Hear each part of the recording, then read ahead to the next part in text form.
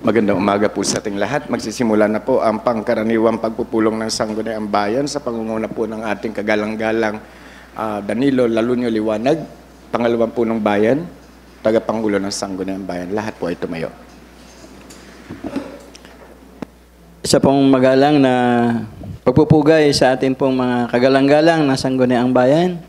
Ganon din po sa ating mga pinagpipitagan ng mga bisita mula po sa ating kalapit bayan, kasama po ng ating Executive Secretary.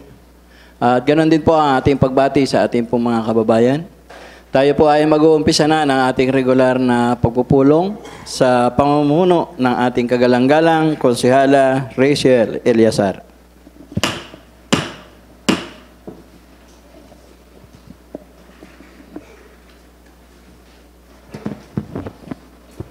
Magandang umaga po sa ating lahat. Ihanda po natin ang ating sarili para sa isang panalangin. Sa ngalan ng Ama, ng Anak, ng Espiritu Santo. Amen. Aming Diyos, kami po ay lumalapit sa iyo ng may pagpapakumbaba. Ipinagdarasal ang aming mga pinuno at sangguniang bayan. Ibigay mo po sa amin ang karunungan at lakas ng loob upang maglingkod ng tapat at makatarungan para sa kapakanan ng bawat mamamayan. Gabayan niyo po kami sa aming mga desisyon upang maghatid ng kabutihan at pagkakaisa. Naway maging maliwanag ang aming landas at mapanatili ang integridad at malasakit para sa lahat. Ito po ay aming hinihiling sa ngalan ng iyong banal na pangalan. Amen. Sa ngalan ng Ama, ng Anak, ng Espiritu Santo. Amen. Ilagay po natin ang ating kanang kamay sa ating kaliwang dibdib. The Philippine National Anthem.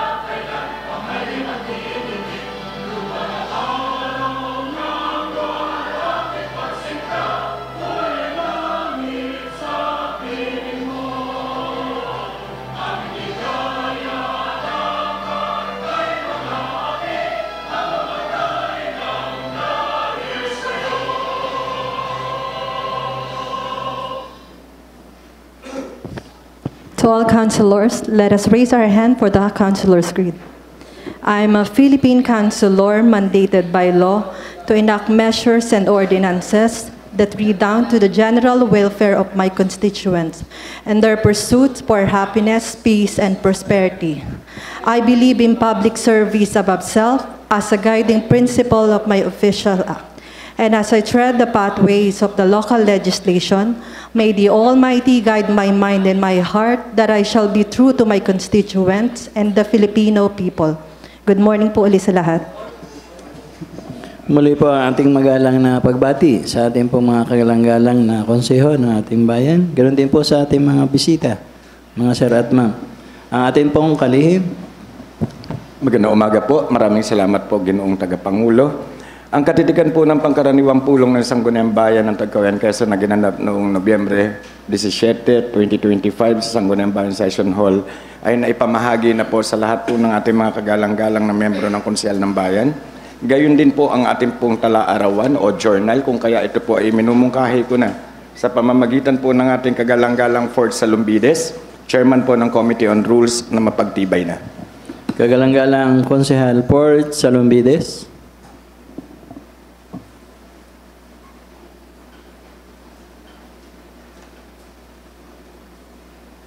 Maraming salamat po.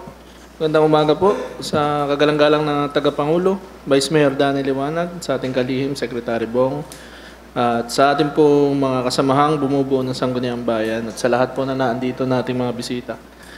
Mr. Chair, kung wala na pong paglilinaw sa ating po nakaraang katitikan, ay hinihiling ko po na ito'y mapagtibay ngayong araw. Mungkahi po ng pagtitibay ng ating nakaraang katitigan ay pinangaluhan ng kagalang-galang Konsehala Rachel Eliazar Mayroon po bang pagtutol? Kung wala po, ang ating pong nakaraang katitikan ay atin na pong pinagtitibay. Mr. Chair, ipinagpapaalam po sa kagalang-galang ng tagapangulo at sa Committee on Rules na meron po tayong panauhin. Ito po ay ang SLG, Renewable Energy Corporation, Mr. Chair. Maraming salamat po. Mr. Chair, hinihiling ko po ang suspension of the rules para mapagbigyan po natin ng oras ang SLG, Renewable Energy Corporation, na kinakatawan po ni Ginang Anita Uy bilang presidente. Maraming salamat po. Suspension of the rules, seconded by Consihal Riby Masangkay. Meron po bang pagtutol? Kung wala po, tayo po ay pansamantalang nagsususpindi ng ating sesyon. Pagpapaalam po kagalang-galang na tagapangulo ang naatasan po ng ating pumpunong bayan na magtungo rito para magbigay ng unang pananalita ay walang iba po kundi ang Executive Assistant Glenn Tolentino. Pagkilala sa ating kasamahan, lingkod bayan, Sir Glenn Tolentino.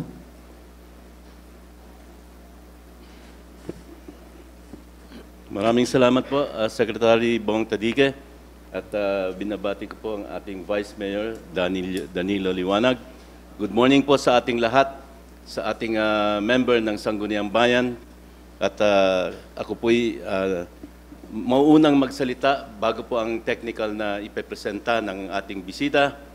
At siyempre, nandito po ngayon ang President and CEO ng SLG, Renewable Power Corporation, and of course, kasama niya ang kanyang mga staff and technical team. Well, ang masasabi ko lamang po, napakaswerte ng ating bayan sapagkat noon pa man na ipinangako ng ating minamahal na mayor na ito ay magiging energy hub, garantisado po talaga na mangyayari ito. Bakit po? Unang-una sa lahat, sa may parteng Barangay Magibuay, alam nyo naman na tuloy-tuloy na ang sinasagawa ng Philippine Geothermal Power Plant. Ito po ay masasabi nating mga naunang players tungkol sa energy. At siyempre, isinasagawa na rin ang tinatawag na pagtatayo ng ikalawang METMAS para sa wind energy. So, maaari na nating sabihin na ito yung tinatawag natin na second player. At siyempre, dumating din sa ating bayan ang MGen Power, which is a sister company ng Meralco. So, kung titingnan po natin, para pong ito ang third player. Ano po? Pero kung tutuusin, siyempre, isipin natin na ang Philippine Geothermal, ang kanilang phase ng kanilang project ay aabutin pa yan ng ilang years. Ito po ay most probably about 7 years at ang yung wind energy ay mga 4 years at siyempre, ito pong papasok na pwede nating sabihin fourth player ay maaring sabihin kong first player. Bakit?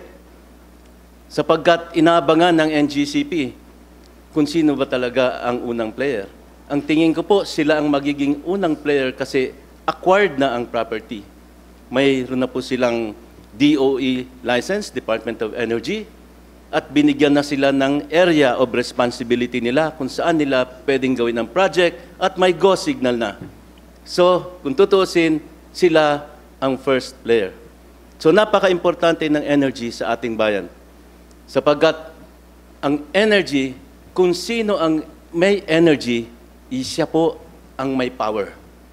Dito po magpupuntahan, pag mangyari na po ito, ang mga industries. Dito po magpupuntahan ang mga infrastructure na dapat gawin sapagkat ano naman ang pupuntahan mong bayan kung wala naman ding energy. Parang itatanong ko po, Sec Bong, pagkatapos ng pag-depend mo ng iyong thesis, may energy ka pa ba? Parang wala na. So, meron pa siguro. So, ang masasabi ko lamang po, dito po sa kanilang ipipresenta, napakaganda pong project at ito po ay masasabi kong ang first player kasi maunahan din nila ang Meralco dahil ang Meralco po ay nasa property acquisition pa lang. Sila po ay acquired na ang property. Wala na pong problema. So, when there is energy, there is power. And when there is power, may liwanag. At siyempre, kung may liwanag, bongga. Maraming salamat po sa inyong lahat. Maraming salamat sa iyo sa iyong napakaliwanag na pagpapaliwanag.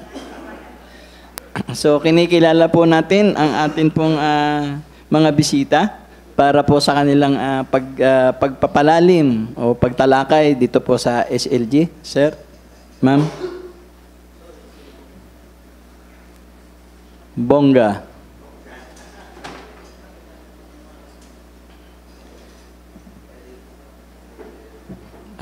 Sir, may request lang po ang ating isang kagalang-galang na konsyala. Makikipakilala mo na rin daw po ang iyong mga kasama.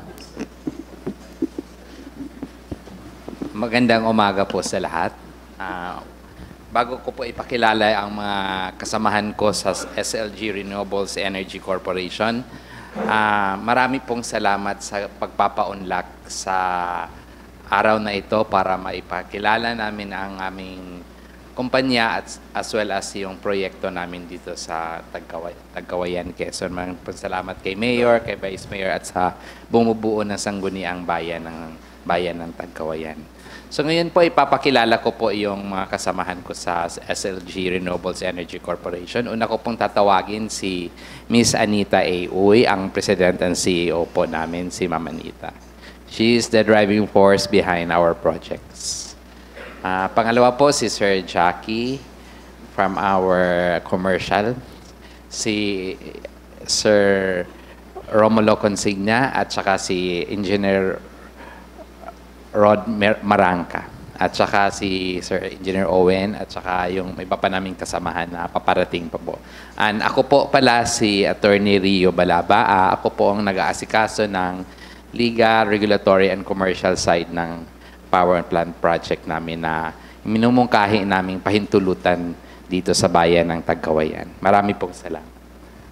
Kung ako po ay i-allow na, I will Pwede proceed na, sir. with my Opo, presentation. Thank you po. So, ang pangalan po ng kumpanya namin is Tagkawayan Solar. Ang SLG Renewable Energy Corporation po ang pangalan po. Ang project po na i-introduce namin dito sa bayan ng Tagkawayan is pwede mo ba akong maupo? Sige po.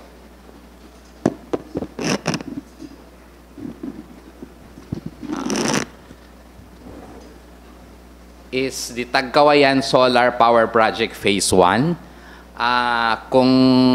Para po sa kaalaman ng lahat, ang SLG Renewable Energy Corporation is a subsidiary o binubuo ng SL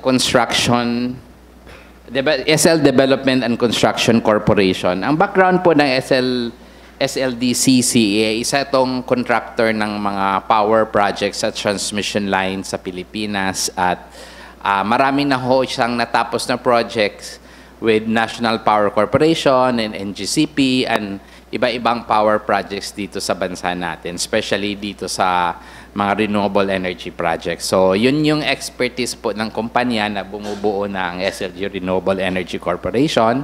At para din po sa kaalaman ng lahat, si SL po, which is may-ari ng SLG, ay ngayon may isang ongoing project sa Camarines Sur sa may presentasyon. Ito yung tinatawag na dinadala sa pangalang Energy Ventures Incorporated. We are now currently constructing at almost 50% construction of the 1.5 megawatt run-of-river project doon sa presentasyon Camarines Sur. So, ito po yung bali background and competency namin as a company to build this project. So, ang SLG Renewable Energy Corporation ay nagmumungkahing magkaroon ng project dito sa Tagkawayan which tinatawag naming Tagkawayan Solar Power Project Phase 1. Ito po ay located sa Barangay Candalapdap, Tagkawayan, Quezon. So, yung total land area na pagmamayari na ngayon ng affiliate company ng SLG Renewables is nasa 100.174 hectares However, ang kakailangan naming gamit ngayon para sa phase 1 is roughly nasa 74.64 hektarya. So more or less, may sobra pa yon para sa phase 2 expansion in the years to come. So kung sa katanungan, kung ano yung kapasidad or capacity ng project na ito, ang indicative capacity now based on our initial resource assessment as well as yung potential sa grid connection sa NGCP grid or even sa Kizelco is ito ay nasa 65 megawatt peak or yung converted into AC nasa 49.920 megawatt AC. So as nasabi kanina ni Sir Glenn, nasa intermediate to advanced stage na kami sa project development dahil may kaukulang pag-aari na kami ng lupang kung saan namin itatayo yung power plant. So, nasa titulado po yung lupa in the name of yung original na owner na nakakabili lang ng affiliate company namin almost 2 years ago. So, I think may existing facility dun dati na nagsara na. So, parang agro-industrial yata yung facility but we're still checking. But yun, may mga struktura before doon sa Barangay Candalapdap. So ngayon, dahil nga may power plant tayo, ang next na tanong, saan ba kayo magkoconnect or saan ibabato yung na-generate na kuryente? So ngayon, in our preliminary assessment, dalawa ang nakikita namin. Una, magkoconnect kami top connection to the existing NGCP line, yung Gumaca Lopez Tagawayan na 69 kV line. Magka-cut in kami doon sa linya following the standards set by the NGCP and the Energy Regulatory Commission. And inaaral din namin yung direct connection dun sa Tagawayan na substation. We're also ongoing discussion and talks with the Kizelco technical team for validation dun sa availability ng substation nila to receive such generated power dun sa SLG renewable na power plant. So, next po, ang tanong ngayon is kung saan ibibenta. May initial discussion na rin kami ngayon with Kizelco for a power supply agreement para naman makasupply tayo ng renewable energy kasi as far as I know ngayon, wala pang renewable supply sa Kizelco 1. So they are actively discussing with us, but since the procurement of the power supply agreement there follows the regulation na nakaset ng Department of Energy and Energy Regulatory Commission, so sinusundan nila yung proseso ng pag-procure ng power. So sa paggang ngayon, wala pang firm up power supply agreement, but there's ongoing discussion how we can supply power through this power plant to Kizelco. So, kung may hindi kayanin nila ang buuin kunin, so may alternative na tinatawag na wholesale electricity spot market sa WESM or yung isang programa ng gobyerno tinatawag na Green Energy Auction Program through the Department of Energy. So, ano ho ngayon ang meron kami na mga permits or licenses na nakuha para sa project. So ngayon, syempre nabuo na yung kumpanya, registered na sa SEC yung SLG Renewable Energy Corporation. Yun yung pinakauna. Pangalawa, na-issuehan na po tayo ng Department of Energy ng Certificate of Authority para as the exclusive developer of the Tagawayan Solar Power Project. So, dahil doon sa Certificate of Authority na binigay ng Department of Energy kay SLG Renewable Energy Corporation, nakasaad doon na yung authority to develop, may kaakibat yun na responsibilidad na kumuha ng kaukulang endorsement or permit sa local government unit kung saan naikaipaloob yung project, kukuha ng environmental compliance and all other required activities for the development and construction. So that is the reason, isa sa reason na nandito po ang buong team ng SLG Renewable para ipresenta yung project at kung mapahintulutan, mabigyan ng endorsement para sa proyekto nito na makapag negosyo at makapag-build ng power plant dito sa bayan ng Tagkawayan, Quezon. So, yun ang ongoing activity namin ngayon. Nagsulat na kami sa Sangguniang Bayan to present so that we will be able to explain further ang merits ng buong project. Ongoing na rin kami na mabigyan ng chance siguro na explain din sa Barangay Candalapdap after this proceeding kung may schedule na sila. And then, ongoing na po din yung pagkuha namin ng mga permits and licenses sa national level. So, sa NCIP, sa DENR, especially yung Environmental Compliance Certificate, yung mga land conversion, and all other matters required for the construction of the solar power plant in Candalapdap. Tapos ngayon, ongoing na rin po kami doon sa firm-up technical study namin para sa power plant. So, design, and lahat-lahat ng mga necessary activities for the construction. Then, environmental planning at sa kaalaman din naman ng lahat, the environmental planning tool or yung ECC can only be applied if the LGU has already endorsed the project for development and construction. So ito po din yung another reason that we wanted to explain and to be able to impart to the Sangguniang Bayan and the LGU of Tagkawayan ang hiling namin na mabigyan ng endorsement for this project. So, this is just a snapshot doon sa location ng project. So, nasa Candalapdap po siya, dito sa medyo malapit na konti sa shoreline, pero hindi naman, may mga distansya pa. So, nakapaloob siya doon sa white na naka-mark ng white doon sa mapa. So, nasa Google Earth tong mapa, in-overlay lang namin. So, the property there is already owned by the affiliate of the company, SLG. So, we have the full right to develop, subject to the issuance of the all permits from the local and national government. So, ito po yung sinasabi naming Certificate of Authority from the Department of Energy because under po sa existing rules ng Republic Act 9513 or the Renewable Energy Act 2008, before po magkaroon ng power plant project, aside from the endorsement of the LGU, kailangan ho magpresenta ang developer sa Department of Energy sa kakayahan niya na mag-develop sa isang project, whether it be solar, geothermal, wind, biomass, or hydro.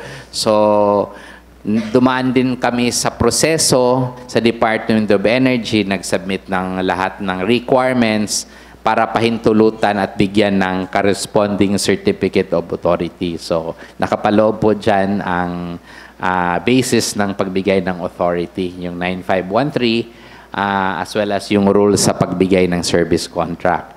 So, SLG Renewable Energy Corporation, nabigyan po ng exclusive solar power energy developer of the Tagkawayan Solar Project Phase 1.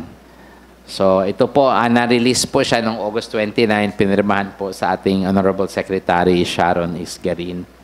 So, the authority give us 1 year to complete the permitting requirements doon para pagkatapos ng 1 year, we will inform the completion and then under the rules, dapat magsimula na ho yung construction activities.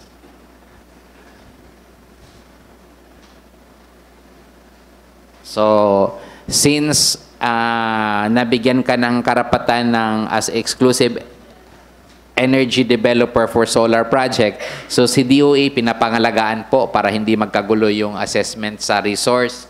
So, binigyan kami ng authority with the corresponding map na ito yung area. So, it resembles po doon sa Google Earth na map na pinakita ko yung bali ano niya, size and figure niya.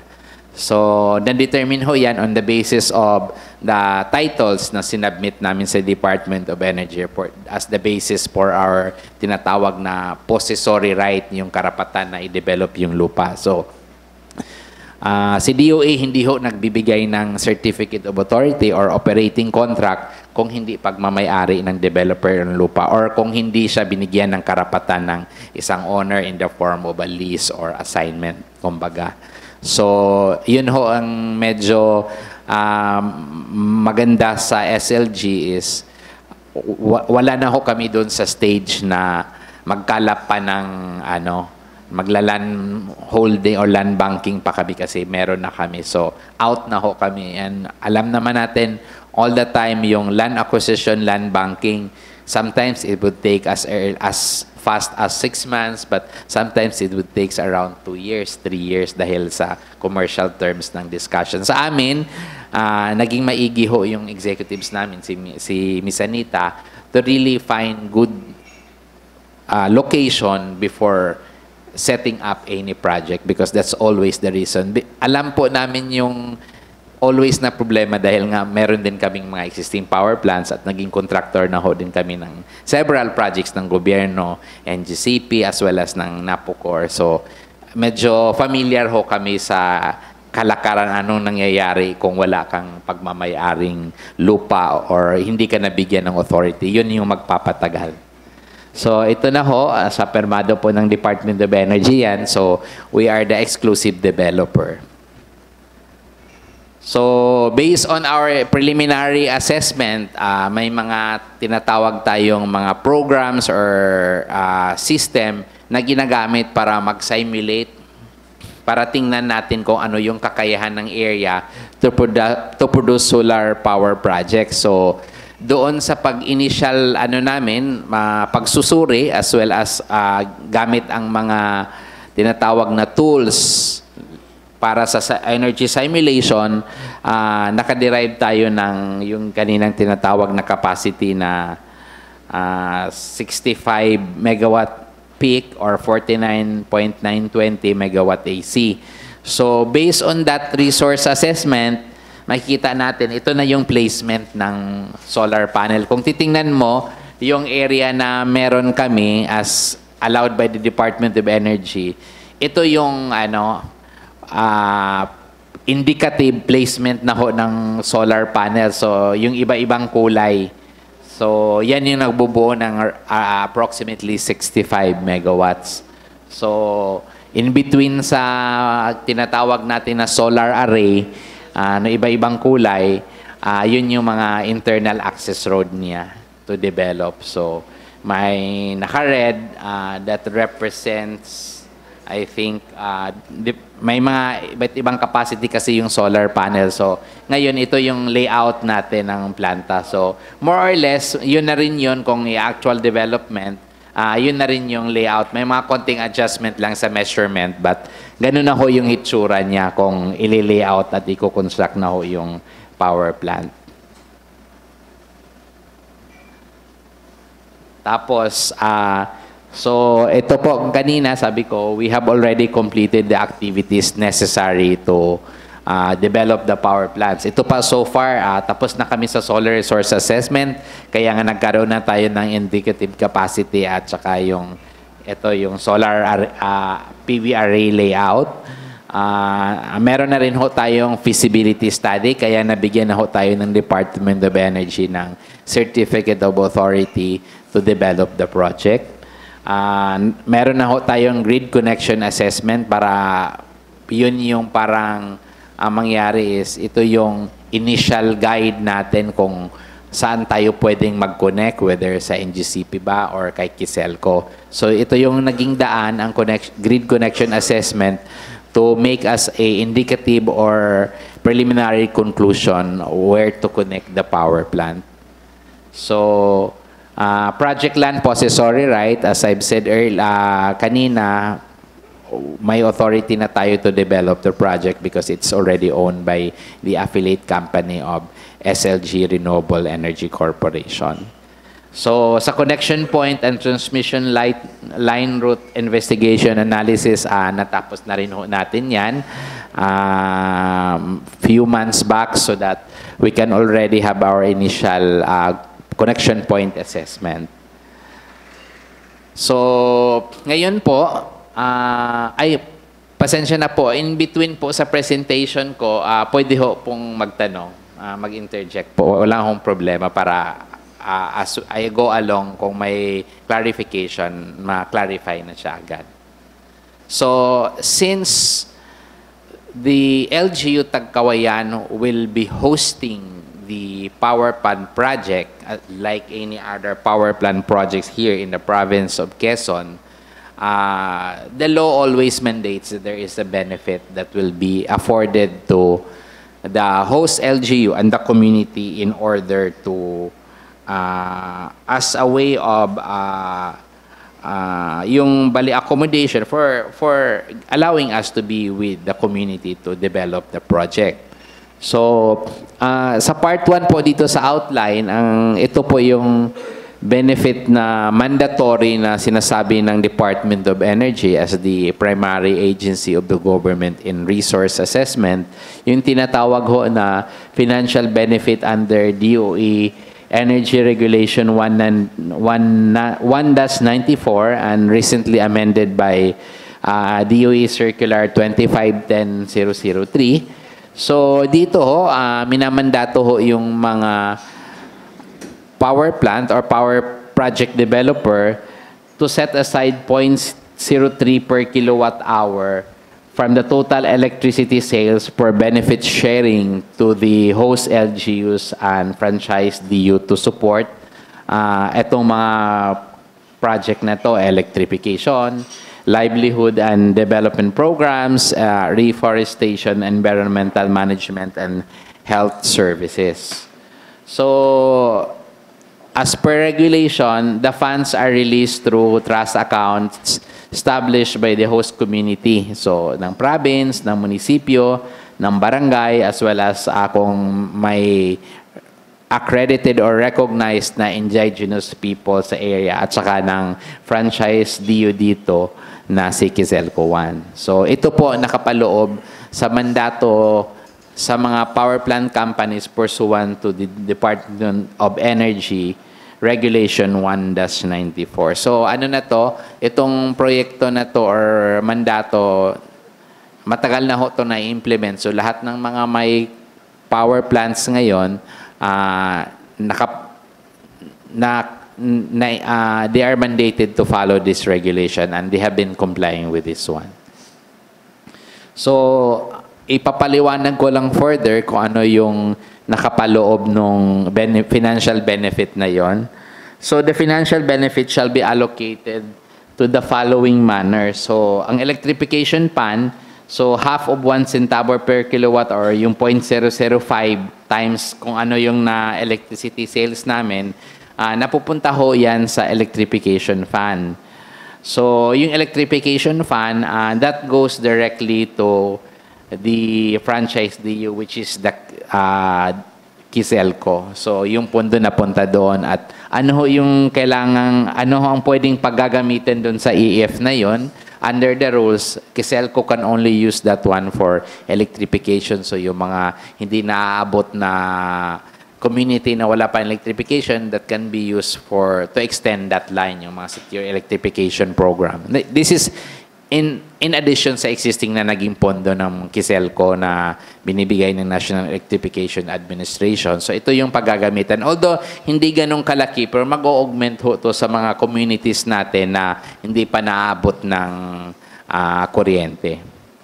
So the other portion, which is the Development Livelihood Fund and Reforestation and Watershed Management Health and Environment Enhancement Fund. So, ang pagkwenta po dito is 0.025 doon sa electricity sales shall be taken out from our sales and deposited to the trust accounts. Tapos paghahatian ho yun ng DLF, which is Development and Livelihood, and then another 0.125 mapupunta po sa tinatawag na Reforestation, Watershed, and Enhancement Fund. So, dito sinasabi hindi naman nakapako lang yun sa 0.05 at saka 0.025. Department of Energy said that a periodic review din po daw ang kailangan sa adjustment sa rates based on the prevailing rates and other economic factors, so yung inflation, as determined by DOE in consultation with other agencies, so like sa LGU. So, itong mga adjustment na ito institutionalized para uniform ho yung application. So, ganyan ho ang program na ito. It works, and directly the trust fund that is already collected will definitely be downloaded to the individual bank account. So in the coming months, once we operate our power plant, magkaroon ng mga agreement in order to put in place yung mechanism dito sa once ma-generate na yung power. So ayun ho, since ang host community definition is nakapaloob siya ng province, munisipyo, barangay, as well as community. Ito yung pag-distribute, the manner of distribution ng allocation sa host LGU. So, yung community and people affected 5%, yung sa barangay is 20%, sa host municipality is 35%, yung host province is 30%, host region is 5%, and host ICCIP is 5%.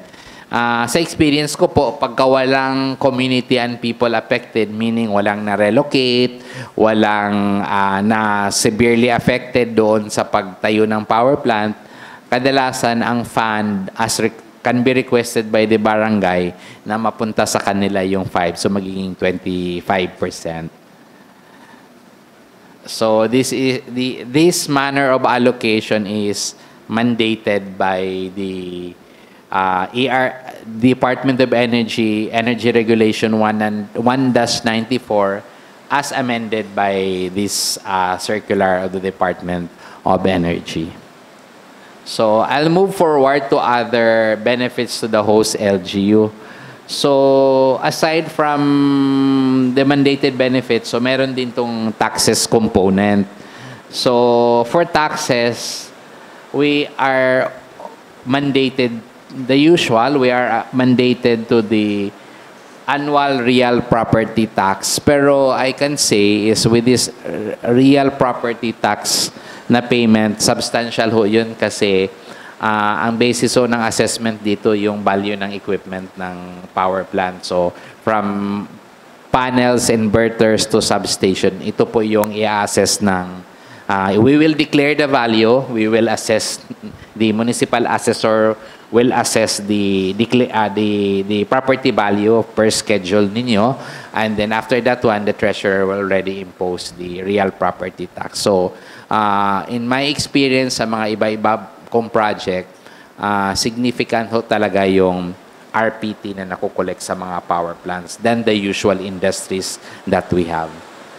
So, aside from that one, the annual local business tax that we will also be paying for our operations in the project. So, dito ho sa power plant, I can really say, walang nangyayari hong under-declaration dito ng revenue dahil once kung ano ma-produce namin, namimetrohan ho yan. Once pagka na-metrohan, maka-counter-check ng LGU1, ng treasurer natin, independently, hindi na kailangan humingi sa amin kasi pumunta lang siya dun sa Kiselco kung magkano na export, and then, or sa NGCP. Ano na yon?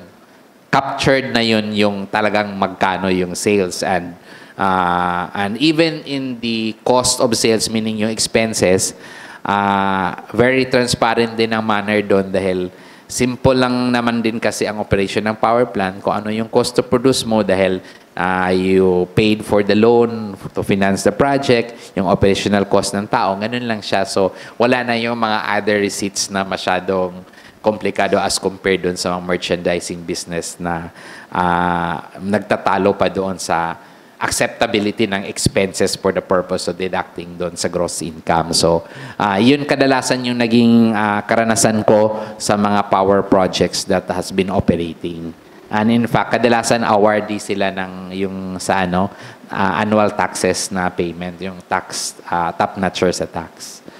So, ayun, dahil required yon, we have to pay permits and licenses. So, pagsimula pa lang, bago mag-construction, we have to pay the corresponding permits and licenses for the construction, development, and operation of the power plant.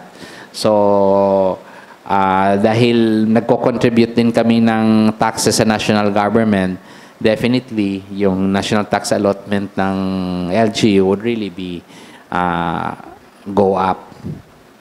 So, next is the permit for licenses. So, ito na po, we'll be paying for the local permits and licenses, including yung mga subcontractors namin bago magsimula yung project.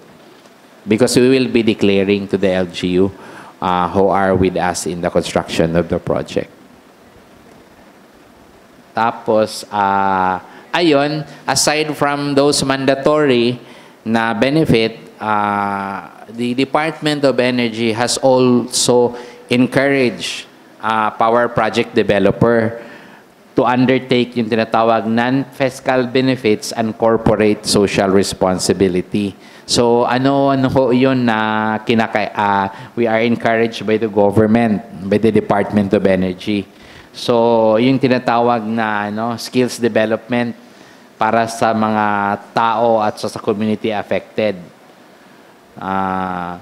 Kadalasan, nag-i-enter ng MOU dun sa host barangay, host city para magkaroon ng firm-up agreement dun sa pagbibigay ng skills development training sa mga tao para sa operation ng power plant and construction and operation ng power plant. So, kasali na rin ho doon yung tinatawag na preference in employment.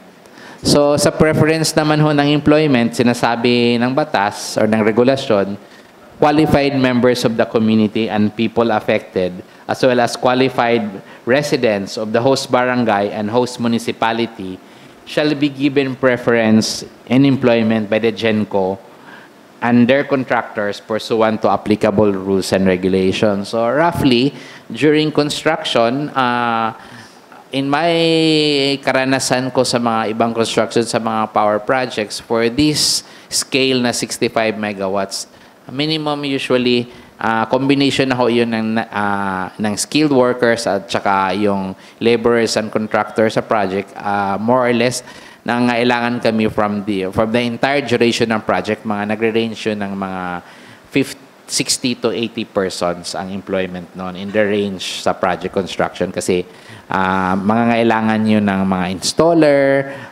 dun sa civil works, yung mga laborer natin. So, yun yung preference na employment. Kadalasan naman, in my experience also, nakaka-employ din kami ng substantial number of persons na galing sa community or sa barangay where we are located. So, next po, ayun, Section 17, ito yung tinatawag na Corporate Social Responsibility Activities. So the GENCO are encouraged to voluntarily contribute to the development of their host community as part of their corporate social responsibility. Such participation must align with the principles of CSR and foster goodwill while supporting the DOE's mission of equitable energy development of the country. So, at saka sinasabi doon na dapat yung cost na activity na yun, hindi namin ipapasa sa rates ng consumer. So, klaro ho yun. So, ayun, may mga activities naman kaming kinakandak din sa other project namin. Nagkaroon kami ng CSR project. Like for example, environmental protection through tree planting sa mga forest area natin to help climate mitigation and impact control. Meron ding mga, depende sa mga nidetermine na activity as we go along in the implementation, may mga tinatawag na sa other projects namin is yung tinatawag na free clinic para sa community. So ito yung mga kabuuan ng benefit na maibigay or mai-share ng SLG Renewables as it embarks on project development, construction, and operation of the Tagawayan Solar Power Project Phase 1. So, ayun, ang office namin dito nasa BDO building. May representative office kami in the meantime ngayon habang binubuo pa namin yung project development. Then, ayun, again, we are from the SLG Renewable Energy Corporation. We are supported by these two existing power project company na may karanasan na ho sa pagbuo ng power plant dito sa Pilipinas, which is the SL Development and Construction Corporation as well as the Energy Tech Corporation. Marami pong salamat and bukas po kami sa mga pagtatanong or any clarification with regards to our presentation. Marami pong salamat and good morning. Maraming salamat po, Attorney, sa napakaliwanag mong pagpapaliwanag. Sana pag magliwanag na talaga ng walang putol ang bayan ng Tagkawayan. Sa ating pong mga kagalang-galang na Sangguniang Bayan, meron po bang paglilinaw?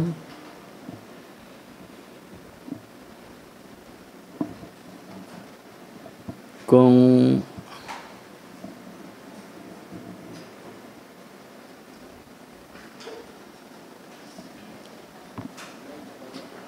nag-aano pa, nag-entertain pa. Kagalang-galang Konsehala Rachel Eliazar.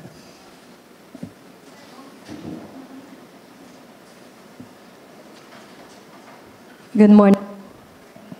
Good morning po, Your Honor. Hello?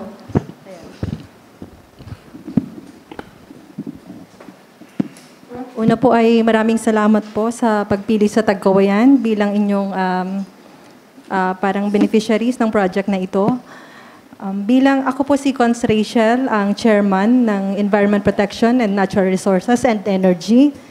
Napakalinaw naman po ng inyong presentation. Sa aming part lang po, nais ko lang pong itanong, although mahaba, allowed po ba, Tagapangulo na magtanong, ayan.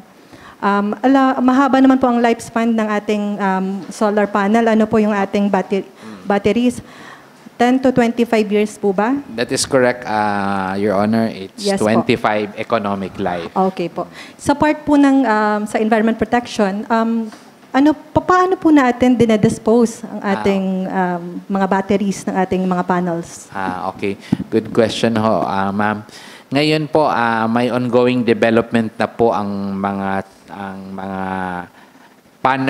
panel manufacturer regarding sa disposal po ng mga solar panels. So, may mga test projects na ngayon tinatawag na nire-recycle nila yung mga panels mismo. But on a commercial scale, I have to be candid also na wala pang nag-roll out sa Pilipinas. But in China, where all the solar panels in this country, in the entire world is really predominantly sourced out, may mga trial tests na sila for the purpose of the disposal of the solar panels na ano na siya. Hindi naman siya sira, kundi bumababa na lang ho yung efficiency. Yung 25 years ho, economic life lang ho yun. At the end of 25 years, still functioning, but medyo bumaba na yung efficiency niya. So, like for example, ang individual panels natin ngayon na we plan to really install is nasa may isang 710, meron din tayong 705 kilowatt peak. Most likely, at the end of the economic life, that would be roughly mga less 30 to 40% yung efficiency. So, hindi na rin siya ganun ka economical to continue it operating. So, may mga disposal na procedure. And in fact, sa ECC natin, we are not allowed to we're not given ECC clearance until we will submit the appropriate panel disposal procedure. And even sa DOE, kasi may tinatawag si DOE na decommissioning plan para sa power plant. Tama ho yung question nyo. With all the number of panels, you can just imagine the volume na ma-left stranded kung walang proper disposal plan sa panels natin. Kagalang-galang Konsehal Sandro. Marami po salamat, Mr. Chair. Magandang tanghali na po sa lahat at sa atin pong... Sir, pwede lang ako maupo na lang dito. Opo, mga atin pong bisita. Sir, matanong ko lang po, ito po ay para sa ating mga kababayan. Nakikita naman po natin yung magandang purpose ng programa. Hindi rin po ito nangangahulugan na hindi pagsang-ayon ng inyong lingkod. Ito po ay kaunting paglilinaw lamang sa hanay po ng agrikultura. Wala po kaya tayong maaapektuhan. Una po yun. Pangalawa po, sa hanay po ng turismo. Dahil ipinopromote po ng Bayan ng Tagkawayan, lalo tigit sa pangunguna po ng ating kasamahan, si Konsyala Rachel Eliazar, yung visual and cultural local effects ng nasabing proyekto. Maraming po salamat, Mr. Chair. Sige po. Good morning po again, Your Honor. Doon po talaga sa agricultural, aminado po tayo na ang kadalasan talagang nagiging komento or clarification sa mga solar panel, solar PV farm, is it always encroaches agricultural development. So ano yun ho, yun, given ho yun na possible. But in our case, if I may clarify, the current use now is not attributed to any productive agricultural activity dahil ito po yun yung lumang, I think, piggery or poultry na inabandonan na ho ng developers. So ngayon, walang ganong economic activity na mai-impair natin as of this point in time. And in fact, that's one of the critical criteria na naghanap ho kami ng area na wala ho tayong mai-encroach na agricultural activity kasi we are such a small nation but we end up 500 hectares, 1,000 hectares developing a area suitable sana sa production for agriculture purposes. So it really, the solar PV production always collides with food security concerns. Tama ho yung question nyo. Kaya si DOE naman ho, kadalasan, hindi din siya nag-i-encourage ng mga areas na may existing very productive agricultural activity. So dito naman ho, makakasiguro kami walang active agricultural activity ngayon na parang nasimulan or ma-impair natin yung mga kababayan natin nagtatanim. So sa pangalawa ho, dun sa yung tourism, so let's really acknowledge now solar power plant projects or any renewable energy projects for that matter, naging part siya ng tourist attraction ng mga iba-ibang lugar. In fact, my first project in Cebu, more or less, we cater around, in every semester, we cater around 3 to 5 universities, engineering students, not necessarily engineering yun lately, visiting for field trips or yung educational trips to be informed of the nature of the power project. Dati kasi yung mga taga-probinsya na malalayo, they have to go to other industrial part ng mga Luzon, mga dito sa area ng Northern Luzon to really visit power plants. Ngayon, since power plants are scattered all over the Philippines, yung hindi na mapapagastos yung mga parents sa mga estudyante because malapit na. So here, we can really accommodate as part of our program yung tinatawag na tourism, energy tourism na mag-visit ang community for capacity building, observation, and also yung educational purposes, educational field trips and educational campaigns na mga schools, universities natin for that matter. So we are open to that one, sir. Kagalang-galang Konsyala Reby Masangkay. Maraming salamat po. Magandang umaga po, Magandang Attorney. umaga po, ma'am. At sa inyo po mga kasamahan. Ang gusto ko lang pong linawin ay isa sa requirement bago po makapag-akda at makapag-approve ng SB resolution ng Sangguniang Bayan tungkol po sa zoning compliance. Apo.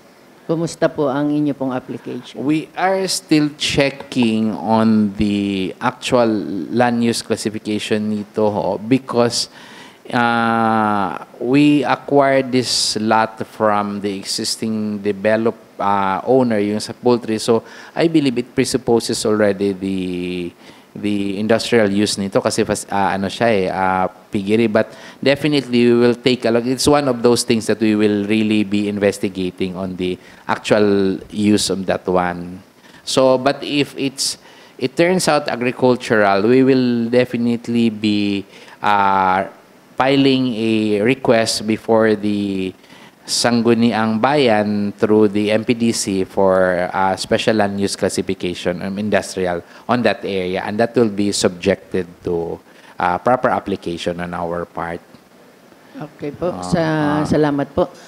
Sapagkat sa kasalukuyan po, ang Pamalang Bayan ng Tagkawayan ay kasalukuyan pong nire-review Yung club niya. ang CLWP ng Bayan ng Tagkawayan.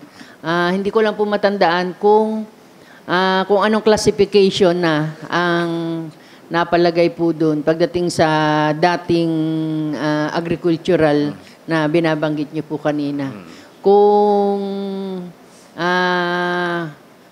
Kung nakalagay na po siguro doon kung industrial, wala naman pong problema. Ang kailangan lang po natin ay magkaroon ng kopya na approve po ng tanggapan ng MPDC pagdating po sa zoning clearance. Sige Salamat po, Attorney. Yes po, Your Honor. We will check. In fact, yun yung consideration ng mga internal discussion namin na yung land use classification. Yes. So, pero mag-clarify na lang din ho ako on that. Susugan ko na rin. If indeed the land use classification there is reverted to agriculture, will the body ba or the LGU is practicing yung tinatawag na mag-petition kami ng separate special classification? Hindi na siya isasabay, ma'am, ng parang revised general revision ng land use classification ninyo? Vice, kasi po under pa po ng review yung CLWP ng Bayan ng Tagkawayan. Ang liliwanagin lang po natin sa ating MPDC kung ano po yung nakadeclare Sige po. ng lupain pong pag-aari ng atin pong President Ma'am Uy, kung ano po ang deklarasyon doon, kung agricultural o maaring industrial na. Hindi ko lang po matandaan nung magkaroon po ng public hearing ang munisipyo tungkol po dyan. Or maybe ang ating po secretary ay may idea tungkol po sa lupa po ng Barangay Candalapdap. Salamat po. Mr. Chair. Secretary. Okay po. Kung natatandaan ko po, ito po yung piggery nung araw. Ano po yung lupa na to. Hanggang sa ngayon po, I think it's already converted into, anong tawag doon? Pangit po ang converted. Ito po ay napalitan na ng industrial po. So, if ever that it is already industrial zone, so ipapasok rin naman po yung industrial zone, tingin ko po sa CLUP po will not be affected. But if it is napalit ulit, going to agricultural, yung tinatanong ni attorney, we have to request again na hindi naman po maapektuhan yung CLUP. Kasi ang tinitignan lang po natin yung conversion po ng agricultural will tell us how many hundreds of hectares dapat may matitira pa rin po sa bayan ng Tagkawayan, attorney. Yes. Okay. Thank you po. Marami pong salamat po sa clarification. We will definitely undergo the process because the funders, the banks that will finance the project or any financial institution will certainly take a look at the documents, and we are amenable to follow the process. And we are thankful that we are, as early on, we are already guided on this matter. Kagalang-galang Konsehal Joel Enriquez. Thank you po, Mr. Chair. Good morning po, Attorney, sa ating mga bisita. Attorney, nabanggit niyo kanina, parang tapos na kayo dun sa pagbili ng property, ano? Nasa anong stage na ho kayo ngayon para mag-operate na? Masimula na yung inyong project? Good morning po. Tama po, pag-aari na po ng affiliate company ng SLG Renewables yung lupa. So, nasa stage na ho kami ng permitting process ngayon.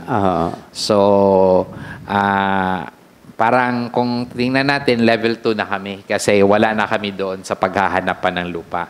So, kaya ho, humingi kami ng, nag-inform na kami sa Chief Executive ng Tagkawayan and also requested the Honorable Vice Mayor to set us a day for our presentation. So, dun sa LGU na level, dito po kami na stage. Dun sa environmental po, may mga preliminary activities na po tayo, assessment ng environmental mitigation. However po, yung final application process no, nakatied up din ho doon sa endorsement from the local government unit on the project. So, in short, internal studies meron na ho tayo. Ang external na lang namin na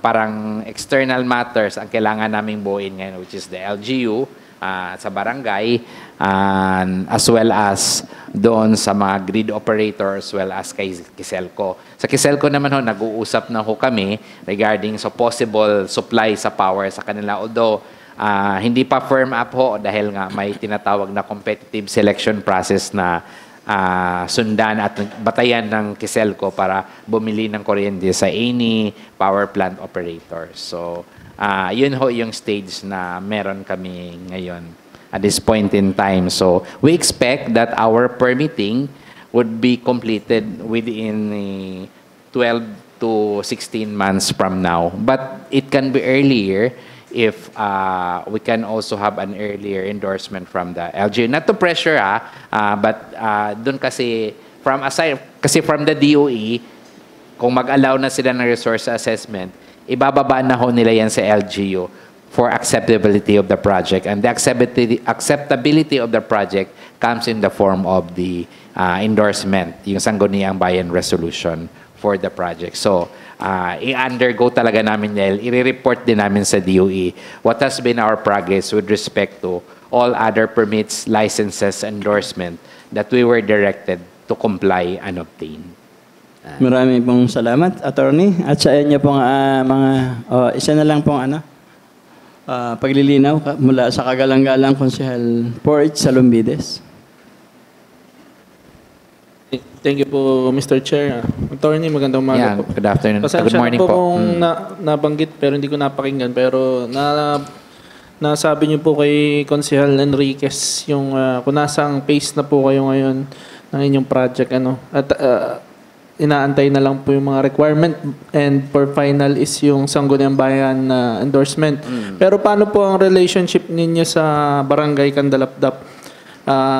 Nakausap niyo po ba ang mga barangay officials, especially ang kapitan? Nagkaroon po ba ng public hearing or consultation sa mga mamamayan ng Barangay Candalapdap? That is correct, Your Honor. We have already had a letter to the barangay and we are just waiting for the schedule for the public consultation and discussion with the Sangguniang Barangay. Definitely, we will also undertake that one as part of our submissions to the Department of Energy as well as dito ho kasi I believe you also be inquiring on whether this has already been issued a resolution of support from the barangay. But certainly that that will be undertaken immediately. Thank you po. Last one, kagalang-galang Konsehal Joel Enriquez. Thank you po. Follow-up lang to. Attorney, pasensya na ho kayo. Ibig sabihin ho ba nung inyong project, yung Tagkawayan Solar Power Project, kayo lang ho yung magpuproduce ng kuryente, ganun po ba? Tapos ibebenta nyo halimbawa sa Kiselco, NGCP, o kaya sa Meralco? Yes po. Yes Tapos sila naman ho yung magbabalik sa amin, ganun po ba? Ano po? Parang, kumbala, halimbawa ho, ayan, nakabili ay Meralco. Ibig sabihin po ba nun ay disregarded na ang Kiselco dito dahil sila na yung magsusupply? Ganun po ba yun? Under the structure ho, tama ho kayo, ang under the structure ho kasi ng IPIRA, we cannot directly supply power to individual consumers. So it has to undergo through a franchise distribution utility or yung tinatawag na retail competition and open access doon sa mga industries na nagko-consume ng 500 kilowatt up. So, yun, dadaan ho sa NGCP or sa Meralco or sa Kiselco. And in fact, dun sa Kiselco na side, may mga preliminary ho discussion kami because we wanted really to supply to Kiselco. But the commercial term there has to follow the competitive selection process circular issued by the Department of Energy. Follow-up lang, attorney. Ano? Hindi kaya walang mabago kasi sa Kiselco maraming mga charges eh. Eh kung sila ulit ang makakabili, di ba ganun din lang gawin nun? Palagay niyo, attorney. Kasi totoo po to, ito, hiningi ko nga doon sa anak ko yung mga pinapato nilang mga charges eh. May mga system loss, may mga transmission, supply system charges, mga ganun. Ang gusto ko lang kung itanong yun kasi baka kung sila rin ulit ang makakabili sa inyo, sila rin ang magpapatakbo ng electricity dito, baka naman, yun lang po. Maraming salamat po, attorney. Naiintindihan ko ho, Your Honor, yung concern na yon. However, as of the state of things now, ito ho yung kasi yung struktura ng electric power industry natin, which is governed by EPIRA. Meron generation company, may transmission company, may distribution utility, which is si Kiselco, to distribute power sa lahat ng mga tinatawag na captive customers. Ito yung mga consumers dito sa part ng Quezon. However, meron lang akong konting i-point out na preliminary pa naman yung discussion namin kay Kiselco, but kung magkaigihan kami ng Kiselco, yung transmission charge para dito sa supply na to mawawala kasi mag-i-inject kami ng power sa kanila diretso sa Tagkawayan substation. That's a little bit bawas ho yun, roughly 85 centavos yun. Pero yung mga other charges ho, ano na po yun nakataripa na ho yun as approved by the Energy Regulatory Commission based on the structure. So, ano yun very certain ho yun. Parang kamatayan ho yun. Medyo certain So, nakastruktura po yun, and sadly, I'm one of those with you also, Your Honor, na may mga kinu-question doon sa charges. But since it's approved by different, kanya-kanyang entity sa gobyerno, so, ayun, yun yung kinakalabasan lang ho. At naintindihan ho, ko ho yung concern ninyo doon. But may rules kasi na sinusundan doon sa struktura ng pagbenta ng kuryente. Thank you po, Atty. Thank you po, Mr. Chair. Sa atin pong mga bisita, maraming salamat po sa inyong malinaw na pagpapaliwanag at sa paglilinaw po ng ating mga kagalang-galang na sangguniang bayan. Siguro po naman ito ay hindi huling pagkikita natin dahil kaya pinotolan natin yung ibang paglilinaw. Sila naman ay nasa marami pang stage na pag-usad ng ating proyekto. Dalangin natin na matuloy para sa ipinaliwanag naman nila ay may kagandahan namang dulot sa ating minamahal na bayan ng Tagkawayan, lalo-lalo na sa ating mga mamamayan, sa ating mga kuryente, sa concern na kung paano magbintahan, let us be fine. The ROI nila kasi yan nasa pag-uusap pa yan ng kanilang kumpanya din sa Kiselco kung paano term. So matagal-tagal pa. So tayo hihingi nila ang muli ng isang pag-uusap na medyo mahaba-haba at definido na iaalay natin sa kanila yung isang araw para sa ating pag-aproba sa kanila ay may panibago pa uling pag-uusap sa mga barangay. So, yun lang po at marami pong salamat sa inyo pong pagpunta dito. Congratulations po at nasa inyo na pala yung 105 hectares na iniwan ng anong pangalan nga nun? Monterrey ba yan?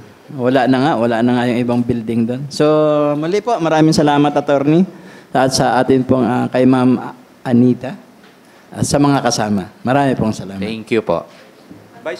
Mr. Chair, through the Committee of Chair, may I ask for a 5-minute break, please? 5-minute break.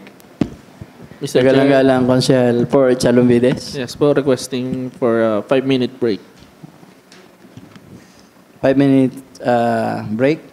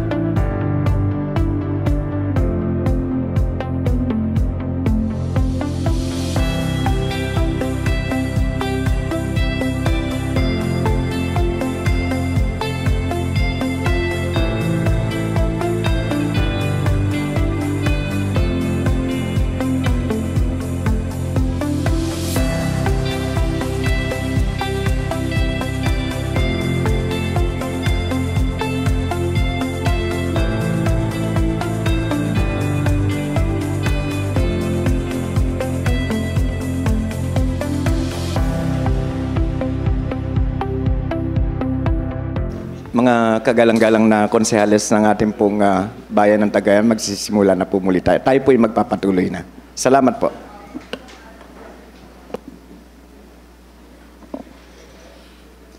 Muli po, maraming salamat po sa kay na Ma'am Anita at sa mga kasama. Tayo po ay magpapatuloy na ng ating regular na pagpupulong.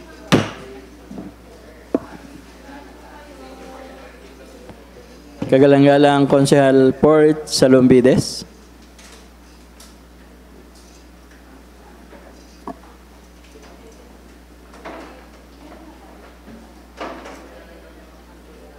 Maraming salamat po sa kagalang-galang na tagapangulo, Vice Mayor Danny Liwanag, at sa ating po mga bisita. Nakakatapos lang ako magpresenta para sa ninanaisong solar project dito sa ating bayan.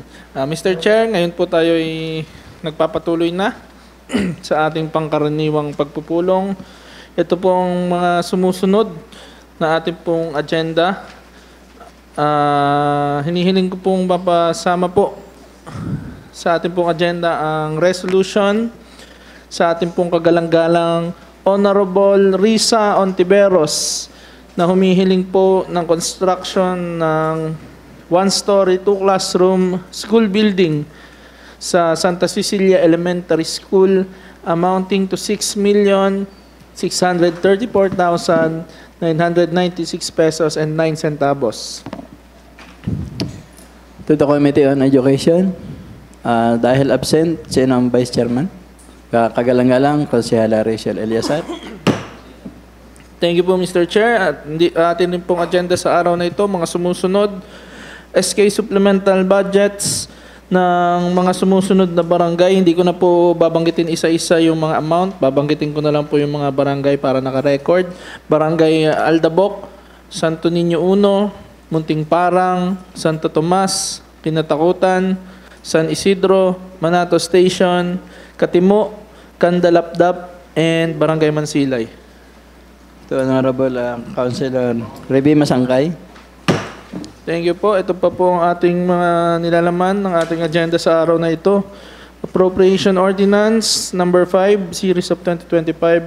An ordinance authorizing the annual budget of Tagkawayan, Quezon for fiscal year 2025 in the total amount of 437,839,069 pesos, covering the various expenditures for the operation of the municipal government for fiscal year 2026 and appropriating the necessary funds for the purpose.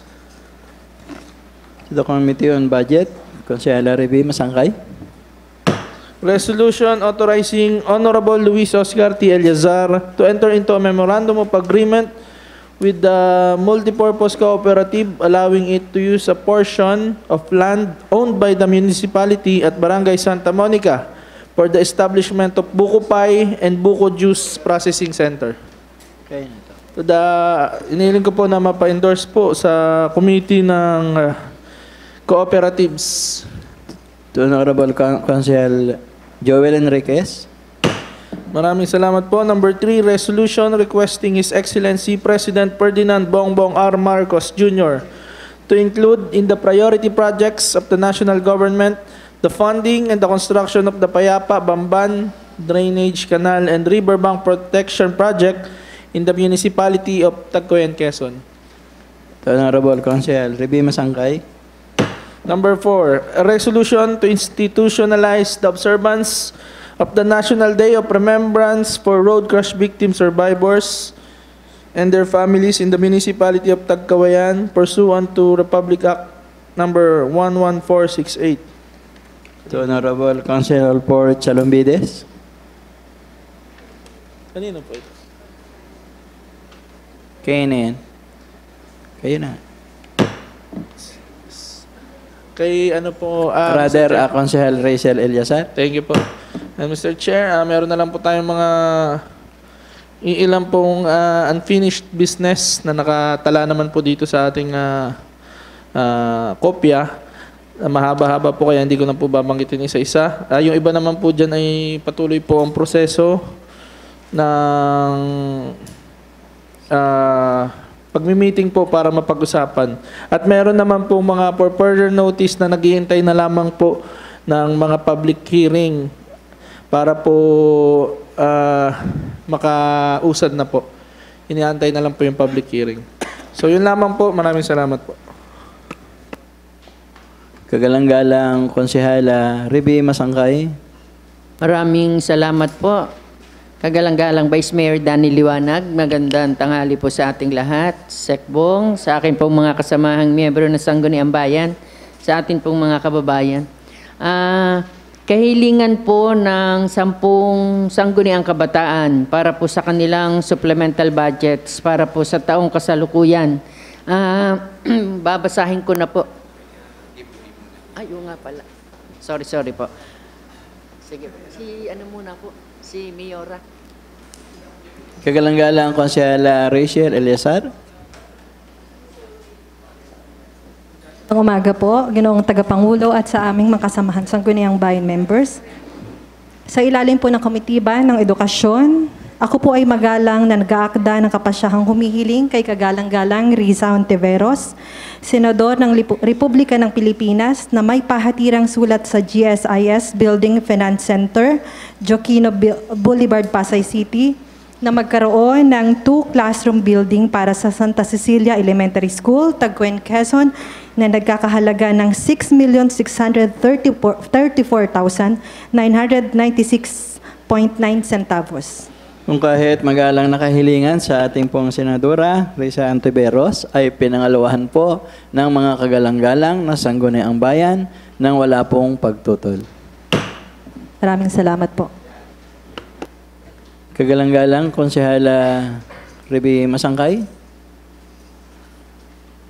Salamat po. Kahilingan po ng 10 SK Chairman ng 10 barangay para po sa kanilang supplemental budgets para po sa taong kasalukuyan. Babasahin ko na po lahat yung 10 barangay. Barangay Aldabok, supplemental budget number 1, calendar year 2025, na nagkakahalaga ng 198,000 pesos. Pangalawa po, Barangay Santo Niño 1, supplemental budget number 1, calendar year 2025, na nagkakahalaga ng 555,000 pesos. Muntimparang supplemental budget number 2 para sa taong kasalukuyan na nagkakahalaga ng 120,000 pesos. Santo Tomas supplemental budget number 1 calendar year 2025 na nagkakahalaga ng 890,000 pesos. Kinatakutan supplemental budget number 1 calendar year 2025 na nagkakahalaga ng 315,460 pesos. Barangay San Isidro, Sangguniang Kabataan Supplemental Budget number 1, calendar year 2025 na nagkakahalaga ng 754,223.96 centavos. Manato Station, Sangguniang Kabataan Supplemental Budget number 1, calendar year 2025 na nagkakahalaga ng 668,000 pesos. Katimo, Sangguniang Kabataan Supplemental Budget Number 2, Calendar Year 2025 na nagkakahalaga ng 90,000 pesos. Kandalapdap, Sangguniang Kabataan Supplemental Budget Number 1, Calendar Year 2025 na nagkakahalaga ng 577,000 pesos. At ang pangsampupong barangay ng Sangguniang Kabataan ay ang Barangay Mansilay Supplemental Budget Number 1 para sa taong 2025 na nagkakahalaga ng 180,000 pesos. Salamat po. Sangguniang Kabataan Supplemental Budget ng nasabing 10 barangay ay pinangaluhan po ng lahat ng Sangguniang Bayan nang wala pong pagtutol. Kagalang-galang Konsehal Joel Enriquez. Thank you po, Vice. Resolution authorizing Honorable Luis Oscar T. Eliazar, Municipal Mayor, to enter into a Memorandum of Agreement, MOA, with multi-purpose cooperative allowing it to use a portion of land owned by the municipality of Barangay Santa Monica for the establishment of Buko Pie and Buko Juice Processing Center. Authorization Resolution, pinangaluhan ng kagalang-galang Konsehal Leo San Binaventura.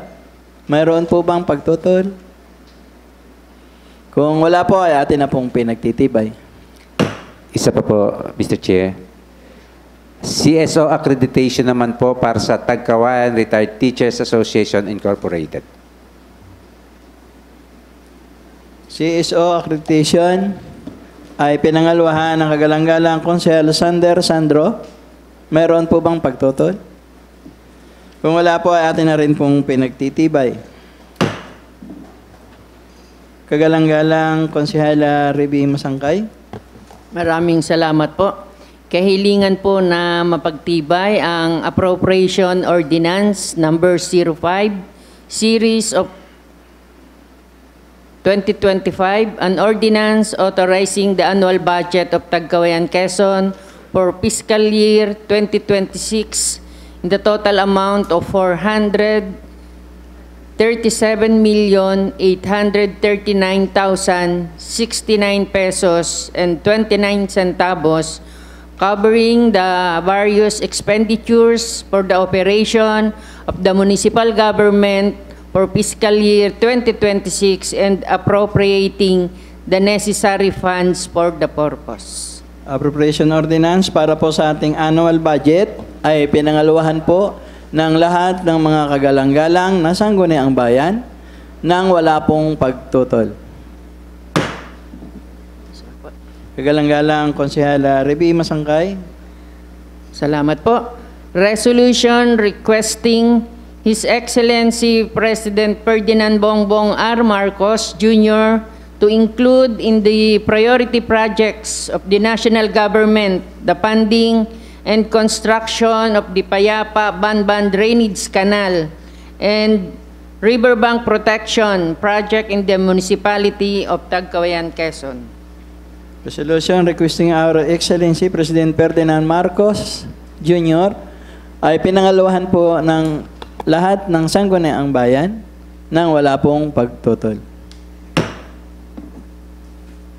Kagalang-galang Konsehala Rachel Eliazar. Magandang umaga po ulit, Ginoong Tagapangulo. Sang-ayon po sa kahilingan ng Municipal Peace and Order Council na inina namin noong nakaraang linggo, kami po ay mag-a-adapt ng isang Executive Order Number 71 na ninagdaan ng ating dating Pangulong Rodrigo Duterte noong 2018. A resolution declaring the third Sunday of November annually as the National Day of Remembrance for road crash victims, survivors, and their families under Republic Act 11468.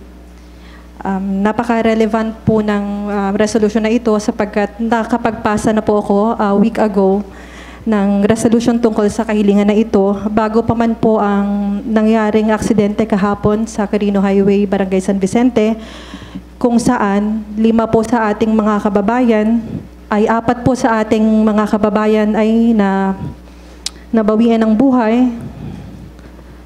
Nakakalungkot po atin pong ipagdasal ang kanilang mga kaluluwa at ipagdasal din ng mga pamilya na nagdadalamhati ngayon. So, nakakalungkot po. Ang resolution pong ito ay sumasalamin sa ating malasakit sa mga biktima. Kaya sana po mabigyang pansin ng ating kakalsadahan ng mga iba't ibang sektor upang magkaroon po ng development. At ganoon din po atin pong ipagdidiwang tuwing taon, last Sunday ng November, ang pagpupugay po at ating dalamhati sa mga namatay. So hinihiling ko po sa kapulungan ito na ang resolusyong pong ito ay mapagtibay. Salamat po. Mungkahi po na mapagtibay ang National Day of Remembrance for Road Crash Victim Survivors and their families. Pursuant to Republic Act number 11468 ay pinangaluhan po ng lahat ng sangguniang bayan nang wala pong pagtutol.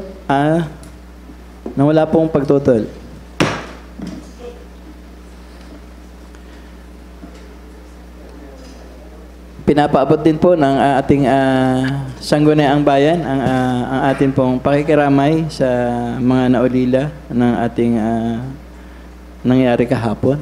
At napapaiyak na po ang mayroong ang may akda, kagalang-galang Konsyala Rachel Eliazar. 3 minutes recess.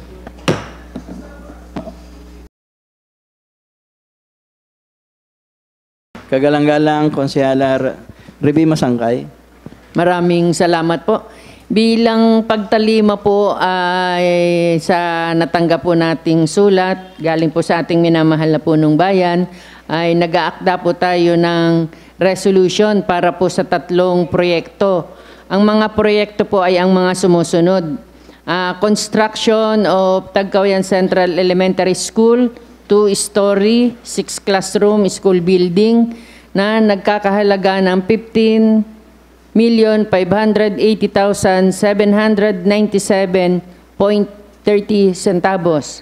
Pangalawa po, concreting of Muntimparang Access Road, 19,838,485.97 centavos. Pangatlo po, concreting of Mapulot Access Road na nagkakahalaga ng 28,579,374.59 centavos. Kung kaya po, nag-aakda po tayo ng isang resolution for the approval of a resolution approving the priority projects of the municipal government of Tagkawayan and authorizing the submission of the same to the Department of Budget and Management for funding under the Local Government Support Fund. Mungkahi po para pagtibayan ng 3 priority project ng ating bayan ng Tagkawayan sa nasabing ahensya ay pinangalawahan po ng kagalang-galang Konsehal Rachel Eliazar. Mayroon po bang pagtutol? Kung wala po ay atin pong paglilinaw ng kagalang-galang Konsehal Joel Enriquez. Thank you po, Mr. Chair. Paglilinaw lang po kasi may pasensya na ho kayo. Talagang masyadong ano-ano tayo doon sa mga ghost project eh. Pwede ho bang malaman kung yung concreting ng Muntimparang at saka yung Mapulot Access Road, kung ilang kilometers ang nakapaloob dito? Kasi ang nakalagay lang ho dito yung concreting ng Muntimparang Access Road, hindi nakalagay kung gano'ng kalapad, gano'ng kalayo ito. Thank you po, Mr. Chair. Sa sulat, walang nakalagay. Wala daw nakalagay sa sulat. Anyway, ito naman ay kahilingan pa lang. Yan naman ay pagka na-approvean ay check namang may bababa na ano. Hindi na lang siguro dinetalye para hindi pa naman naiisulong yung resolution.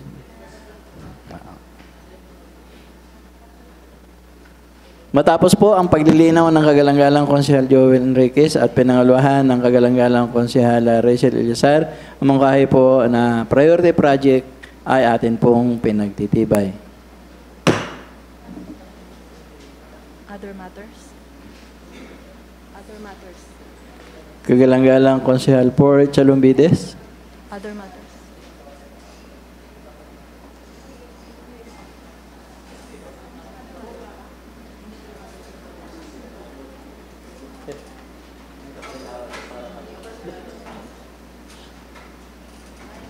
Maraming salamat po, kagalang-galang na tagapangulo.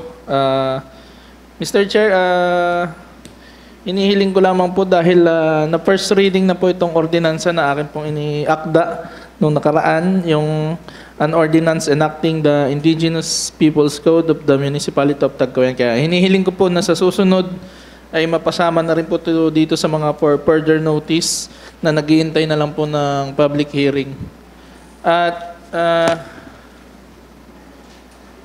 Mr. Chair, tatanungin po natin ang kapulungan kung meron pa po silang mga mungkahi dahil tayo po ay pumapasok na po sa other matters.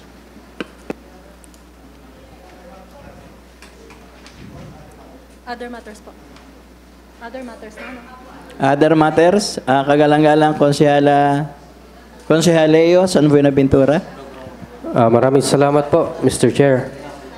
Mr. Chair, noon po ng nakaraan nating pagpupulong na Lunes ay may naipasa po sa Sangguniang Bayan na for first reading po na may title na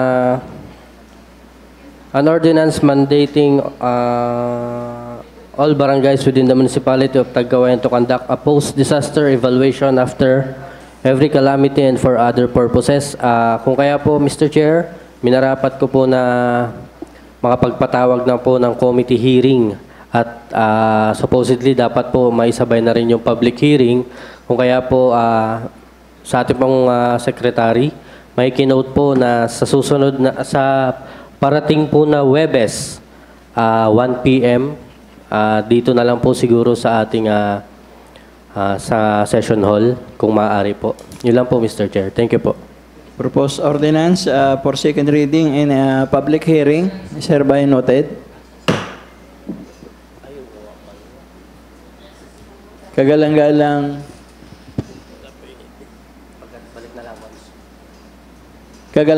Konsehala Rachel Eliasar. Magandang umaga po uli.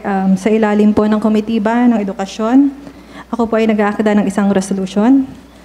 A resolution authorizing the Municipal Mayor Honorable Luis Oscar T. Eliasar to sign in behalf of LGU Tagkawayan a deed of usufruct formalizing the grant to Tagkawayan Central Elementary School, the right to use a parcel of land covered by transfer certificate blank, a school site for a period of 50 years subject to renewal. Resolution po para sa memorandum nating mahal na punong bayan at sa Tagkawayan Central para sa nasabing lupa. Pinangaluhan po ito ng kagalang-galang Konsehala Tilit Guban. Mayroon po bang paglilinaw? Pagtutol? Kung wala po, ay atin pong pinagtitibay. Maraming salamat po. Kagalang-galang Konsehal Joel Enriquez. Thank you po, Mr. Chair. Follow up lang po ito dun sa kahilingan natin na maimbitahan dito dati yung PNP at saka LTO. Regarding po ito dun sa resolution ko na para po ma-implementa po ba yung pagpapa-alis ng mga naka-illegal parking dito sa may highway? Ano po? Parang matagal-tagal na po nating pinakiusapan niya tayo na maimbitahan pero hanggang ngayon po ay hindi pa dumarating. Follow up lang naman po yun, Vice. Maraming salamat po. Follow up, invitation daw po sa mga nabanggit. Noted po ng ating kalihim. Pero ang pagkakaintindi ko po dyan ay parang iniintay yung ating pagbibigay ng takdang lugar kung saan sila ililipat. Tama ba, Secretary?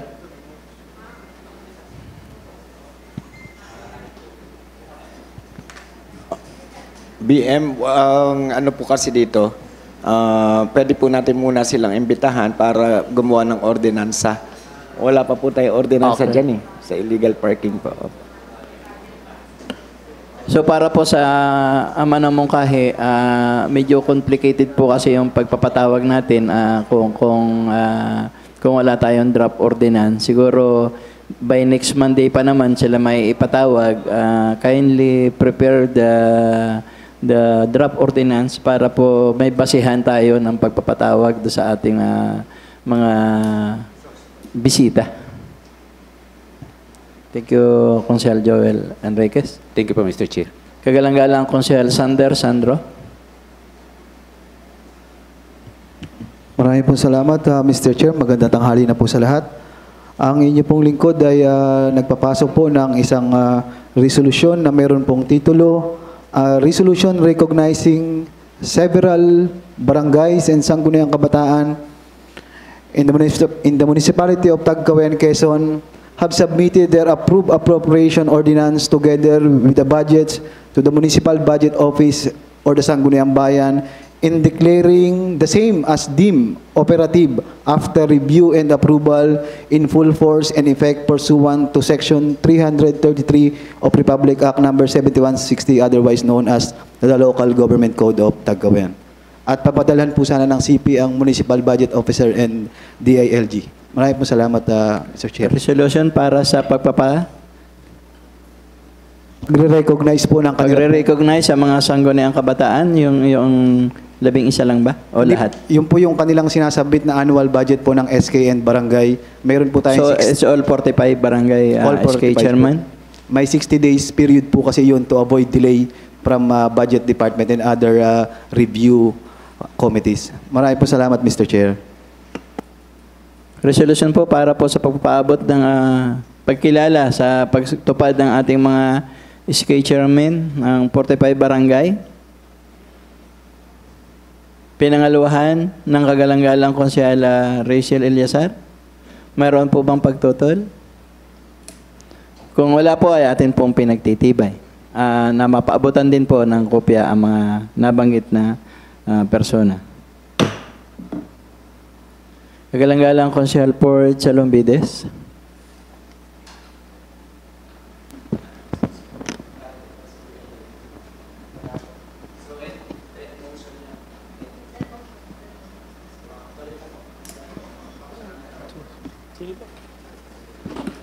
Kagalang-galang Konsyal Sandro. Maraming pong salamat. Nais lang pong iparating ng inyong lingkod ang pagsuporta kasama po ang ating pamahalang bayan at buong sangguniang bayan kasama po ang ating kagalang-galang na punong bayan Mayor Carlo T. Eliazar, a resolution of support po sa lahat ng atleta ng ating bayan, ng ating mga kababayan na representante po sa Palarong Quezon 2025. Maraming pong salamat. Resolution po ng pagsuporta sa ating po mga atleta na sa Palarong Quezon ay pinangaluhan ng kagalang-galang Konsehala Angela Salombides at ng lahat po ng sangguniang bayan ng ating konseho. Katulad ng binanggit ng kagalang-galang na punong bayan kanina, ang ating marubdob na suporta sa kanila at pagdalangin na sila ay manalo. Kagalang-galang Consel Port Salombides. Makikisuyo po, makiki-off nga muna.